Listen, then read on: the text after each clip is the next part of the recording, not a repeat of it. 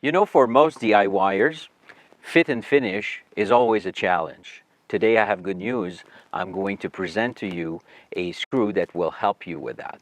It's called the Power Drive Fit.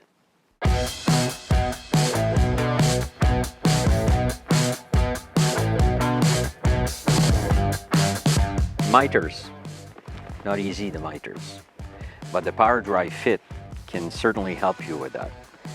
It can help you mainly because of this second thread here and the drill point. On the market right now, you can find trim head screws with a T15 drive and a Type 17. But the drill point and the second thread is going to improve a lot on that, and I'll show you why.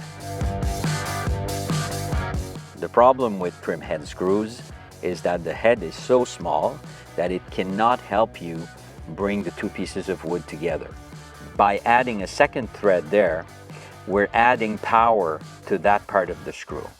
And I'm going to demonstrate to you how it works. What you want to do with the fit is use the unthreaded part of the screw right in the miter.